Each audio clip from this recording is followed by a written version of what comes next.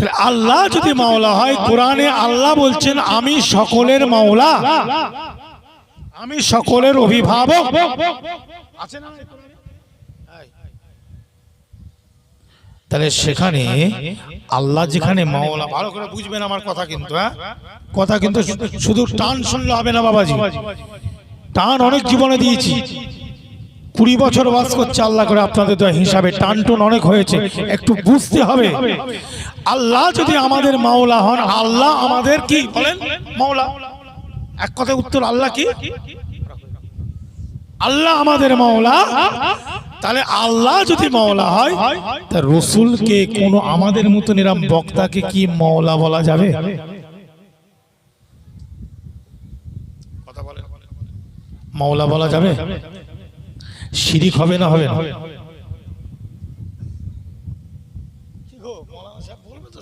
তোমরা তো বড় বড় মুফতি মাওলানা সব হাফেজ সাহেব আছো, শিরিক হবে না? হবে না?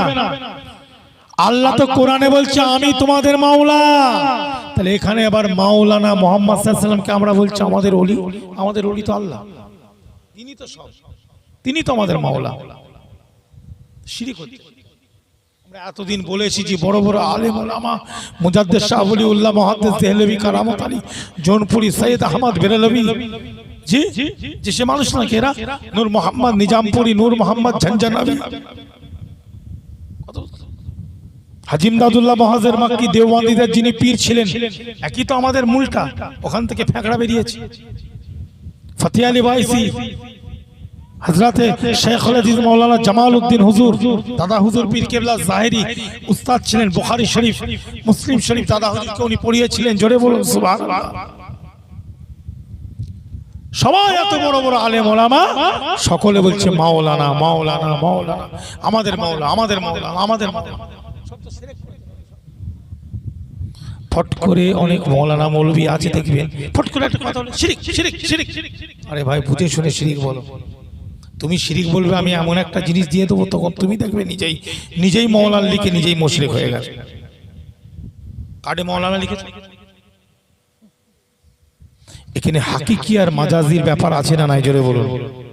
হাকিকি আর মাজাজি কেমন একটু বুঝিয়ে দিই। যেমন আপনাকে একজন জন্ম দিয়েছে আপনার বাপ, সেটা আপনার বাপ নিজের একদম আপনাকে জন্ম দিয়েছে, এটা হচ্ছে হাকিকি। আর আপনার চাচা, বড় চাচা বা ছোট চাচা, ওটাও আপনার বাপ, কিন্তু ওটা হলো কি মাজাজি। তাকে রূপক বলা হয়। কি বলা হয় বাংলাতে? রূপক। তবে মাওলা কিন্তু হাকিকি আল্লাহ। মাওলাকে জোরে বলেন। বাদবাকি এইখানে নবী থেকে নিয়ে সাহাবায়ে কেরাম ওলিদেরকে যত আলেম ওলামাকে আমরা মাওলানা বলি, তারা হচ্ছে মাজাজি লাইনে, তারা আমাদের অভিভাবক। এক একটা জায়গায় এক একটা আলেম ওলামা শিক্ষিত হয়, তাকে আমরা মাওলানা বলি। কেন? যেহেতু ওই এলাকার উনি হলেন অভিভাবক, ওনার কাছে আমরা দ্বীন ইসলামের আইন কানুন গুলো একটু সাধারণ মানুষ যারা অল্প বিদ্যা অল্প শিক্ষা, তারা একটু আমরা জেনে নিব। বলুন সুবহানাল্লাহ।